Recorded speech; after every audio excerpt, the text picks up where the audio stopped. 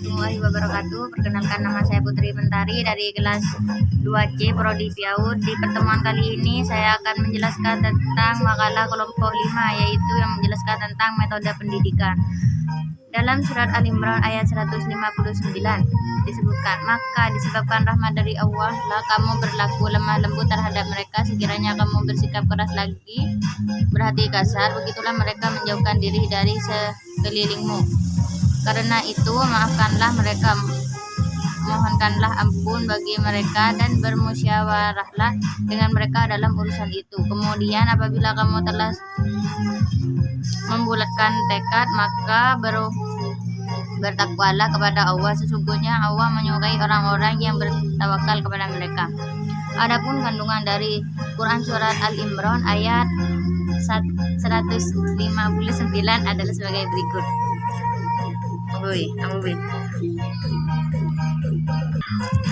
Yang pertama, para ulama berkata, Allah Subhanahu wa taala memerintahkan kepada nabinya dengan perintah ini secara berangsur-angsur. Artinya Allah Subhanahu wa taala memerintahkan kepada beliau untuk memaafkan mereka atas kesalahan mereka terhadap beliau. Yang kedua, Ibnu Atiyah berkata, musyawarah termasuk salah satu kaidah syariat dan penetapan hukum-hukum. Barang siapa yang tidak bermusyawarah dengan ulama, maka wajib diberhentikan jika dia seorang pemimpin.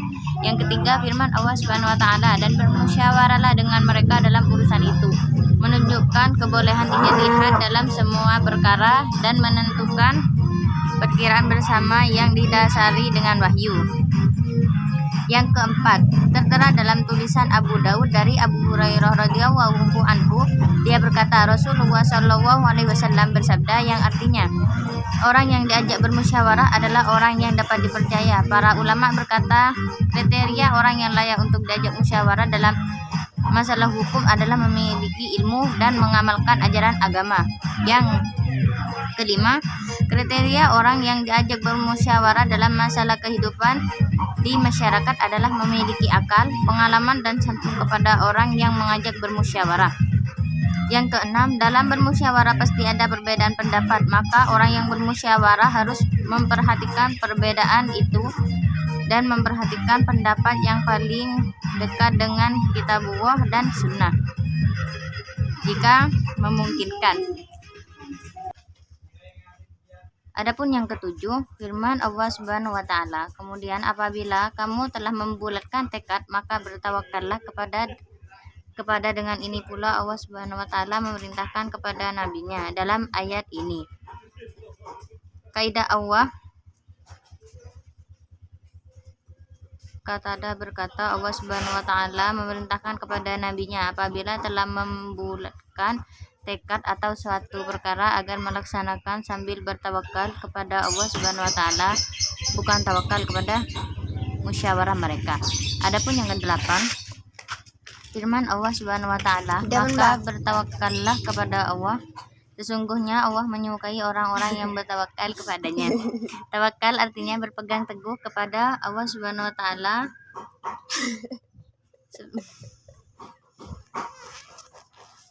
sembari menempatkan kelemahan. Para ulama berbeda pendapat tentang tawakal.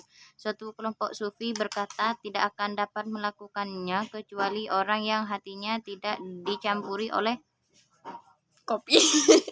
Takut kepada Allah, baik takut kepada binatang buas atau lainnya, dan hingga dia meninggalkan usaha mencari rezeki karena yakin dengan jaminan Allah Subhanahu wa taala.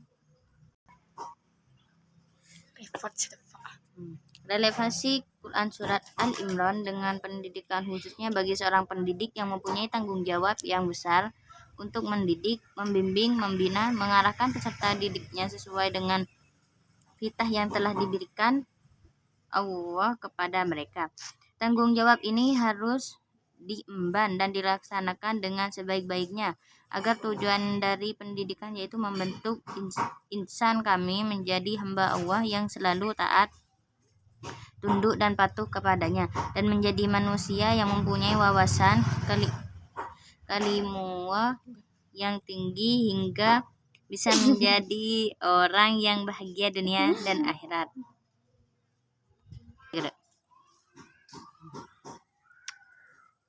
Di antara hal yang harus diperhatikan oleh seseorang pendidik ketika melaksanakan kegiatan pembelajaran adalah harus bersikap lemah lembut, menyenangkan untuk anak didiknya, dan tidak membosankan, menjadi tempat untuk berlindung dan tempat untuk memecahkan masalah. Jangan sampai menjadi seorang pendidik yang temperamental, cepat marah, kasar, keras hati, dan memperdulikan peserta didiknya. Sikap-sikap itu akan membuat peserta didik jauh dan menjauhi yang mendidik sang pendidik, dan 7 dari pendidik kemungkinan besar akan susah untuk dicapai. Dalam surat yang kedua, yaitu Al-Maidah ayat 67, yang menyebutkan, "Hai Rasul, sampaikanlah apa yang diturunkan kepadamu dari Tuhanmu, dan jika tidak kamu kerjakan apa yang diperintahkan itu, berarti kamu tidak menyampaikan amanahnya. Allah memelihara kamu dari gangguan manusia. Sesungguhnya Allah tidak memberi petunjuk kepada orang-orang yang kafir." Ayat ini memerintahkan kepada Nabi Muhammad supaya menyampaikan apa yang telah diturunkan kepadanya tanpa menghiraukan besarnya tantangan di kalangan ahli kitab, orang musyrik, dan orang-orang fasik. Mungkin seperti itu penjelasan dari saya, kurang lebihnya mohon maaf. Wassalamualaikum warahmatullahi wabarakatuh.